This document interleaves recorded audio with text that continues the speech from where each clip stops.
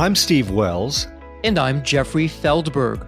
Welcome to the Sell My Business podcast. This podcast is brought to you by the Deep Wealth Experience. When it comes to your liquidity event or exit, do you know how to maximize the value of your business? You have one chance to get it right, and you better make it count. Most business owners believe that business value is determined during the liquidity event. Unfortunately, most business owners are wrong. Your enterprise value is a direct result of the depth and quality of your preparation. Who are we and how do we know? We're the 9-figure exit guys. We said no to a 7-figure offer based on 3 times EBITDA. 2 years later, we said yes to a 9-figure offer based on 13 times EBITDA. Despite having the same people, the same company, the same services, we increased our business value 10 times. How did we do this? We spent millions of dollars and years of time to uncover strategies that level the playing field. The end result is the 12-week Deep Wealth Experience. We've created a proprietary solution that is relentless, resilient, and gets results. Learn how to master the art and science of a liquidity event. We've leveraged the same strategies that took us from 7 figures to 9 figures. The Deep Wealth Experience levels the playing field so you can dominate and win. Book your free call today to find out if you have what it takes for the Deep Wealth Experience. Visit www.deepwealth.com/success to book your free call. Welcome to episode 37 of the Sell My Business podcast. This episode is the 5 costly liquidity event mistakes that will make you cry. All joking aside, the statistics really say it all. Depending on who you talk to, anywhere from 75% to 90% of businesses that are listed for sale will not sell. So what's going on here? Why are these businesses not selling? As it turns out, it's costly and expensive liquidity event mistakes. When it comes to your business, you have one chance to get it right, and you want to make it count. So what are these 5 costly liquidity event mistakes that can prevent you from either crossing the finish line and getting the deal done altogether, or getting a deal where you leave the majority of the deal value on the table? And this is a polite way of saying that you're taking your hard-earned money and lining it in your buyer's pocket. So for liquidity event mistake number 1, it's preparation or lack of it will either make or break your liquidity event. What do we mean by that? At Deep Wealth, we focus exclusively on the preparation. And we saw this with our own liquidity event, where we said no to a 7-figure offer, dove into the mergers and acquisitions world, and 2 years later, we said yes to a different offer that was 9 figures. So what was the difference? The difference was preparation. We were prepared. We had done things with our company preparation-wise that weren't done before. And I'll share with you a secret that most business owners don't know, but they really should. The strategies and the tactics that you do to prepare your company for a liquidity event, these are the same strategies and tactics that will increase both your revenues and your profits. So think about this for a second. You do the preparation, you grow your business, you can keep your thriving and profitable business forever, or you can sell it tomorrow. You choose, but either one is a terrific choice. What is the preparation or lack of preparation? What are some things that are going on here, and what can you do about it? For starters, preparation is going to save you your health, your time, and your money. Now, why is this? Because I know many business owners will say, you know what, Jeffrey, when I decide to have a liquidity event, at that point, that's when I'm going to prepare. But this is where things go off the rails and off track. When you're preparing for the liquidity event, you have a lot of pressure on you. You're running your business on the one hand, you're looking to do this preparation on the other hand, you have deadlines that you're looking to meet, the stress goes through the roof, your health is definitely going to suffer.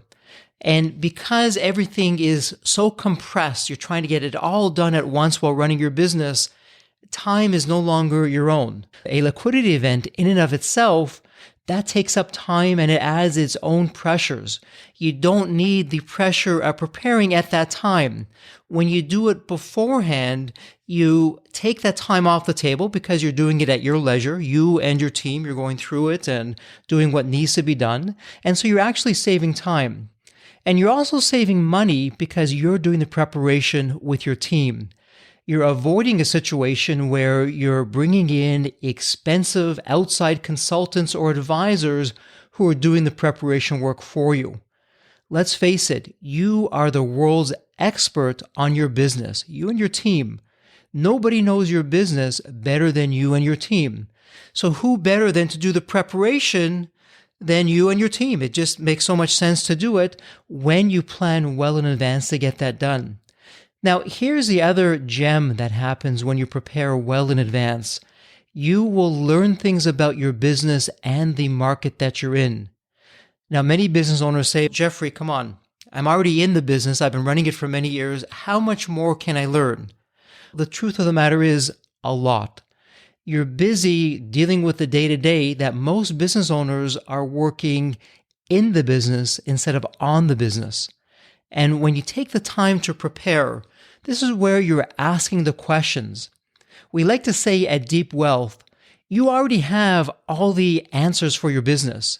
What you don't have, and this is one of the things that we focus on in the 90-day Deep Wealth experience, you don't have the questions. Through the preparation, this is where you find out what those questions are so that you can answer them. And again, when you put this together, you're going to learn new things about your business. This gives you the opportunity to try different things.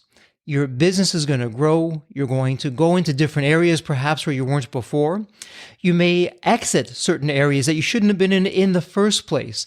And the combination of those things are going to increase your reach. It's going to increase your revenue, and it's going to increase your profits. So you're actually growing your company, which you want to do anyways, while you're preparing for a future liquidity event. Now, I know many business owners will say, Jeffrey, I hear you, but why would I want to do the diligence in advance? I mean, after all, the buyer is going to have a list of diligence questions, and that should be enough. The truth is, due diligence from the buyer is not enough. When it comes to the world of mergers and acquisitions, you are always guilty and you're never innocent. So what do I mean by that? Let me go to a different example. Let's suppose you're looking to buy a house. And you show up to the house and the house has holes in the wall. It isn't painted. It has all kinds of deficiencies. You're going to lower the offer that you're going to put on the house of what you're willing to pay. Even if the homeowner says after the fact, I can fix those things, it's not a big deal. In your mind, the damage is already done. You've seen what you've seen and you're not going to forget that. It's the same thing with a buyer. In fact, buyers hope that you don't do all the diligence that you should be doing. Why? When the buyer goes through his or her diligence and they see the areas, the mistakes that you're doing, they see the areas that you're deficient in, they will happily put an adjustment onto the business. And even though those mistakes can be fixed during the liquidity event process or after the liquidity event process, it's too late. In the buyer's mind, the damage is already done. You're not going to be able to restore that. So why not get ahead of that and do the due diligence on your own, correct the issues, and then move forward from a position of strength? And as we like to say, one of the things that we do in the Deep Wealth experience, in the 9-step roadmap, each step builds upon the other. And when you do all of the steps, effectively what you've done are two things. And I'm going to talk about one of these things a little later on in the podcast. But the two things that you're doing is, number one, you found the skeletons in the closet. You got ahead of it and you fixed those skeletons. You removed it. So now you're showing up with a clean slate, or as clean a slate as possible, and you're putting your best foot forward. The second thing that you're doing is you're finding those hidden Rembrandts in the attic. And I'll talk more about that a little later on.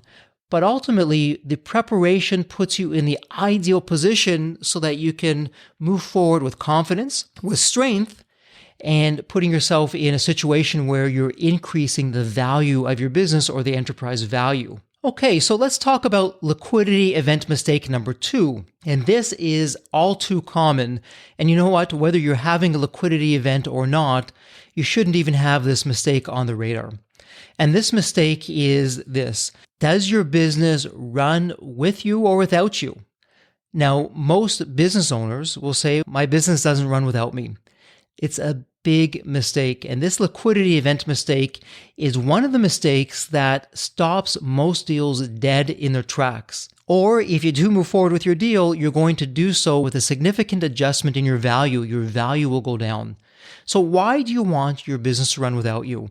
And I know for many business owners, the thinking is, listen, I am the business and the business is me. I can't imagine life without the business. I can't imagine me not being involved in the business. But I'll let you in on a little secret. When your business runs without you, you'll actually have more fun. You'll have a more profitable and thriving business, and you'll get the lifestyle back that you've always wanted and probably never had. When your business runs without you, the first thing that happens, you lose the golden handcuffs. You're now having a team of talented people who are running your business. It frees up your time. What you do with your time, that's really up to you. What a lot of business owners will do when they lose the golden handcuffs is they now have the opportunity to work on the business. I want you to think back to when you started your business. Before you had a business, before you had revenue, before you had customers, you looked for and you found a painful problem that you were passionate about solving. Well, when your business runs without you, you get to do that again. And let's face it, in the minds of your customers, you are only as good for what you've done with them today. You may have solved a painful problem for them in the past, but now they're going to move beyond that. They're going to have other painful problems. And if you're not addressing those painful problems, your competition will happily address it for them and take your customers away. So when you lose the golden handcuffs, when your business runs without you, you're now in a situation where you're finding new problems and you're solving them, and you're passionate about solving these problems. Perhaps you're going into different marketplaces. Perhaps you're adding a new product or service. If you do it right, something wonderful happens. And that something is called a market disruption. And with a market disruption, that's a wonderful thing. You will get new customers. You're going to own a different subset of the marketplace. Your revenues go through the roof. Your profits go through the roof, and a market disruption, it's a wonderful way of significantly increasing your enterprise value. And speaking of value, the value of your business will increase, market disruption or not, when you don't need to be there to run your business. So I want you to think of it from your buyer's perspective. Your buyer is looking to buy your company, and in your buyer's mind, they know that there's going to be a time when you're no longer going to be in the company. And I know what you're saying. Impossible. When I sell my company, I'm still going to be there. Or maybe you're saying, you know what? I don't want to be there. I want to sell the company today, and I don't want to be in it tomorrow. Your buyer is looking to have some kind of insurance. When you're no longer in the business, your buyer wants to know that not only is the business going to be there, but the business is going to run as good or even better than before you were there. So when your business runs without you, and you can demonstrate that with a track record of success that goes over years of having your management team successfully run your company without you, your buyer gets confidence. And from that confidence is an increase in your enterprise value. So many buyers that I speak to tell me, found a terrific company, a wonderful idea, a great service or product. I didn't want to buy it though, because the business was so dependent on the owner that when the owner rides off into the sunset with my money and is no longer there, I'm not going to have a business left. So at all costs, ensure that your business runs without you. And yes, this means that you're going to be spending some time to hire a CEO or president to run your company. And it's going to take some effort and concentration to do that, but it's well worth the while. Don't fall into the trap that so many business owners fall into, and they say, why should I hire somebody to run the company for me when my competition is going to buy me and they already have the people to run my company? The fact is, you have no idea who's going to buy your company.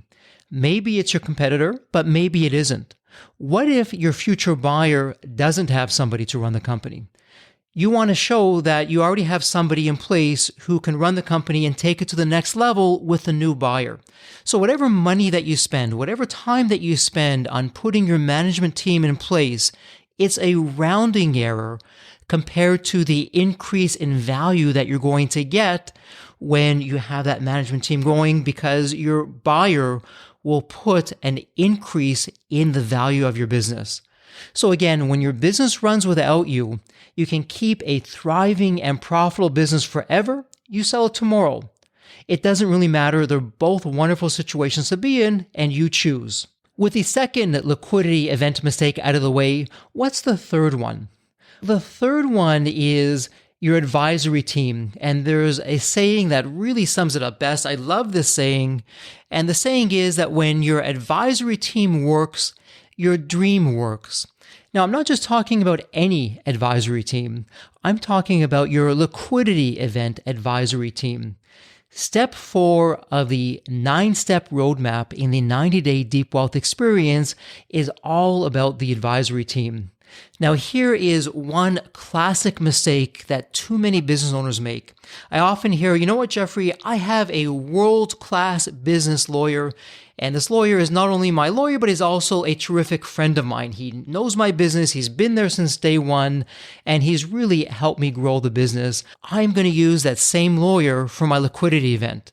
On paper, it sounds reasonable. It's the last thing that you want to do, because a liquidity event in and of itself is such a specialized experience. You don't just want any liquidity event advisor.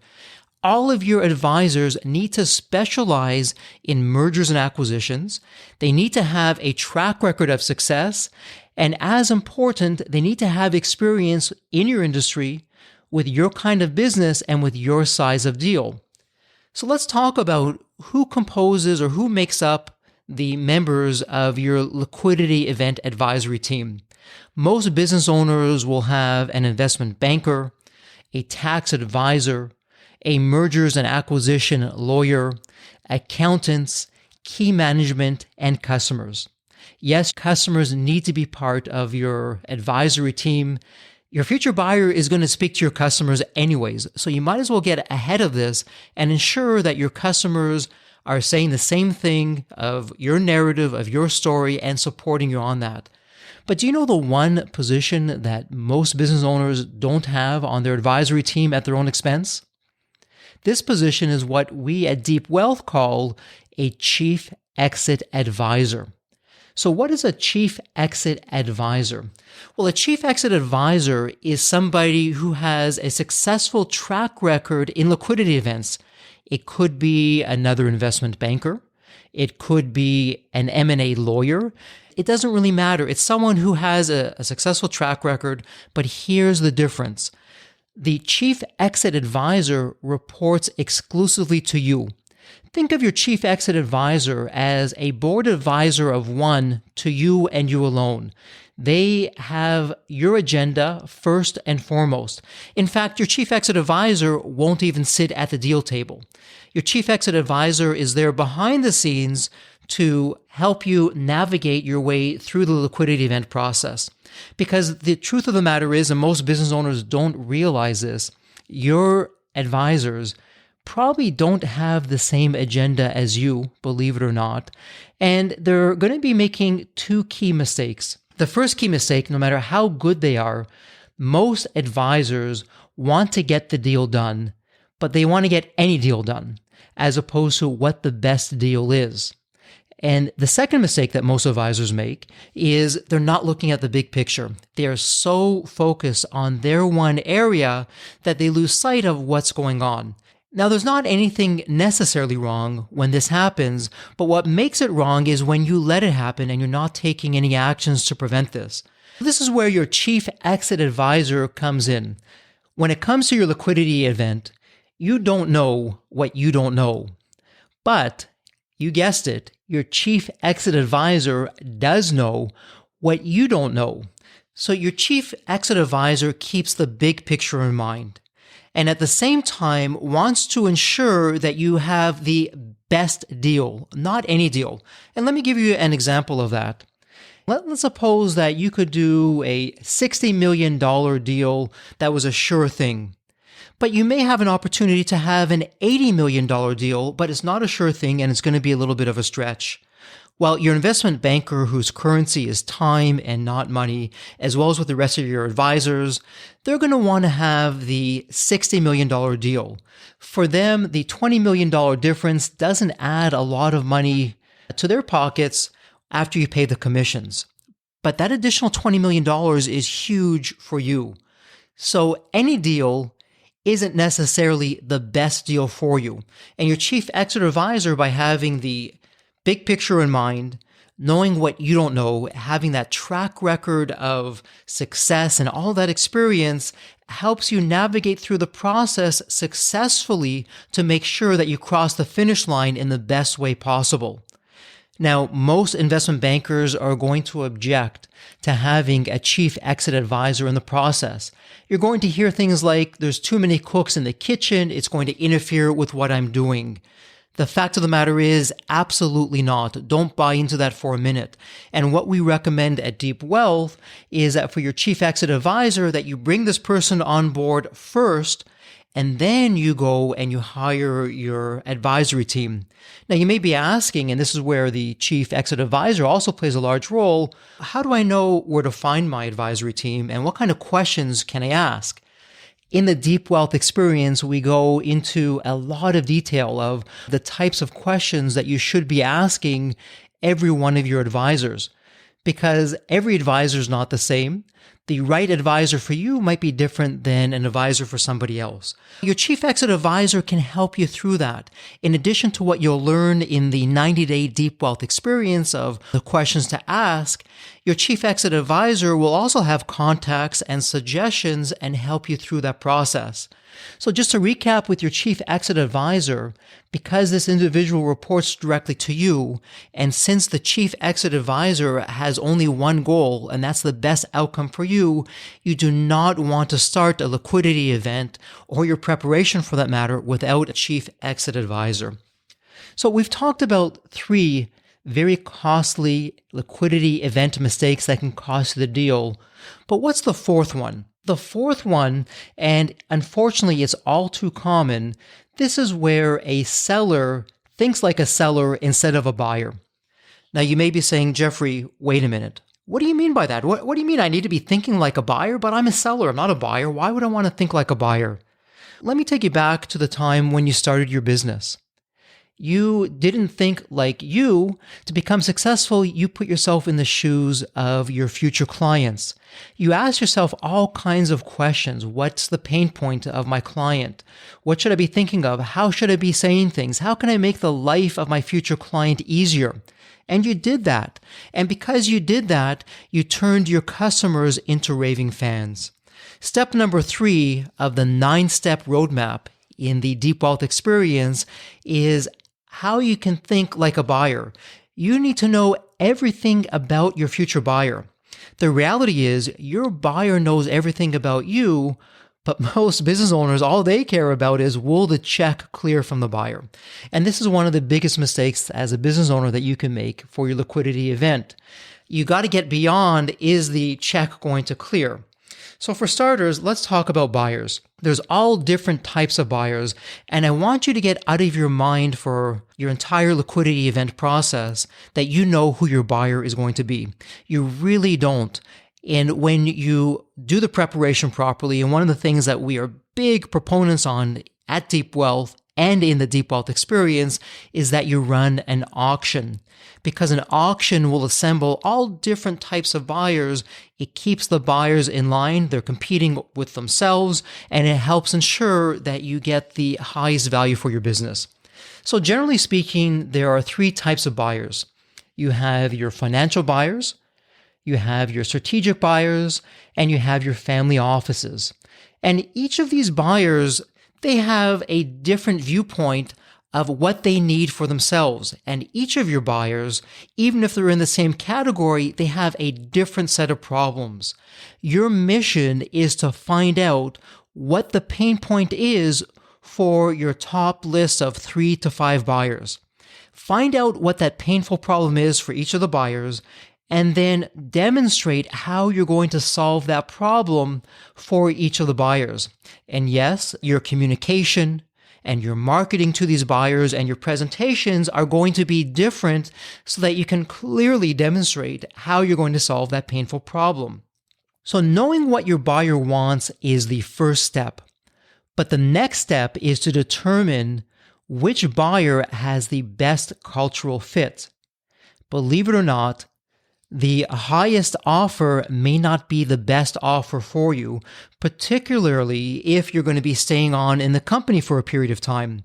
One of the things that we do in the Deep Wealth experience is we run the Richter reverse RFP process.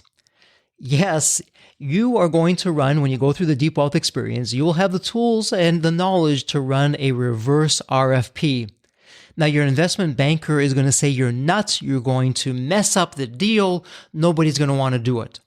But believe me when I tell you, when you've done the right kind of preparation and you take your company to the world, there are going to be buyers who want your company. And when you go through these 18 powerful questions for this Richter reverse RFP, you're going to do something very important. Every buyer is going to put their best foot forward. They're going to tell you all kinds of things. And if you drink their Kool-Aid, you may even believe them. But you need to know that what they're saying is actually true. And the only way you're going to be able to do that is through this reverse RFP process where you get to ask these specific questions. You'll have the buyers present to you, and then you and your team will decide who is the best buyer for having the right cultural fit. So again, just to recap, the offer that is the highest offer may not be the best offer. So when you know what the pain points are for each of your buyers, you've communicated clearly how you can solve their problems, and you've given your buyers a sense of hope. You've done a reverse RFP, which shows you who the cultural fit or who the buyer with the best cultural fit is. You've now put yourself in a position of strength. And remember, because you've prepared, you can run your company forever, a thriving, profitable company forever, or you can sell it in the liquidity event process. The choice is yours. You know that, and your buyers know that, and it puts you in a position of strength. So you must know your buyer better than the buyers know themselves. So that would be the fourth liquidity event mistakes that too many business owners make that's going to either kill their deal or significantly lower their enterprise value. What's the last and final liquidity event mistakes that too many business owners make? In the step number 8 of the 9-step roadmap is finding the Rembrandts in your attic. And you remember earlier that I said each step in our 9-step roadmap builds upon the other. Well, the hidden Rembrandts in your attic, why that's one of the last steps in the process, is now that you've done the preparation, and you remember earlier I referenced that you found the skeletons in your closet and you remove them. At the same time, because you've done your preparation, you can now look and find your hidden Rembrandts in the attic. So what's a hidden Rembrandt in the attic? Well, your business is world-class in at least one area, and probably more areas, but you don't realize it. Most business owners believe that what they're doing is what everybody does, that what they're doing is the same as what the competition is doing. And it couldn't be further from the truth. Just as your culture is unique, and all the money in the world cannot buy culture, there's things that you're doing that are unique. Let me give you an example. So in the e-learning company that I started, which I later sold for 9 figures in my exit, one of the Rembrandts that I discovered was our contracts. The contracts that I had with our clients were 10 years in length. Now, at that time, I knew that was a nice contract with 10 years, but I wasn't quite aware of how special that was. When I did my preparation, I realized that a 10-year contract, that's where my business was world-class in. And I took that and I broadcast that to the world. I told that to potential customers, to my prospects, of how our customers trust us so much that we have 10-year contracts with them. And that gave them a sense of well-being and a sense of trust with us. But I also took that to the world and I spoke about that to every one of the buyers that was interested in the company. Now remember, your buyer is looking at not what you did yesterday, not what you did today, but what you're going to do tomorrow and in the years ahead. And so that one Rembrandt alone significantly increased the value of my business because the buyers realized that when they took over the business, they had a lot of runway left on the contracts. And because I knew that was a Rembrandt in my attic, which was no longer hidden, I made a point of renewing as many contracts as possible before the liquidity event to make sure that the contracts themselves were as long as possible. So the buyers absolutely loved that. They took a lot of comfort in that. And this is something that you're going to want to do through your preparation is when you find out what those Rembrandts are, you take those Rembrandts, you build upon them, and you make them even better. So remember, the Rembrandts give you the leverage in your deal. And at the same time, the Rembrandts, they're going to benefit your future buyer. And I always like to create a win-win in every situation. So when you find out what your Rembrandts are, you've created a win for you and your company because, again, those Rembrandts are going to increase your revenues, are going to increase your profits and increase your growth. It gives a win for the buyer who has a sense of assurance that there is a bright future ahead. And it's also a win for your community, for your customers, because when the buyer comes in, they're going to be able to bring additional resources. They're going to be able to do different things in your company that you perhaps weren't able to do. And so a win is created. So there you go. Those are the 5 liquidity event mistakes that are going to make you cry unless you get ahead of it and solve it. So let's do a quick recap. So the first of the liquidity event mistakes is preparation or lack of it will either make or break your liquidity event. The second liquidity event mistake is your business running without you. The third liquidity event mistake is when your advisory team doesn't work, there's no way your dream is going to work. So you want to make sure that your advisory team works so that your dream works. And coming in at number 4, you have to, you want to, and you must think like a buyer instead of thinking like a seller. And coming in at number 5 for liquidity event mistakes is not finding the hidden Rembrandts in your attic. So there you go. Those are the 5 liquidity event mistakes that can cost you the deal, and that if you don't get ahead of it, they're going to make you cry. Let's have you cry tears of joy from a wonderful and successful liquidity event because you've done the preparation in advance. And again, these are many of the things that we talk about in the 9-step roadmap in the Deep Wealth Experience. And speaking of experience, when I was creating the preparation for my company's exit, these are the same 9 steps that really took the company from 0 to hero from a liquidity event side of things. So whatever you do, know that the best time to prepare was 5 years ago. The next best time to prepare is right now, today. Start it. You'll save your health. You'll save your time. You'll save your money. Most importantly, I'd like to thank you for your time. Time and not money is your currency. You can always make more money, but we can never get time back. Thank you. Thank you so much for spending part of your day with me. I would really appreciate it that if you found this podcast to be of value for you, that you can take a moment and go to Apple Podcasts and give a review of the Sell My Business podcast. Let's get the word out there. Let's let our fellow business owners, founders, and entrepreneurs know that there's a better way for them to realize the full value of their business, that they can actually realize their goals and dreams when it comes to their liquidity event through preparation.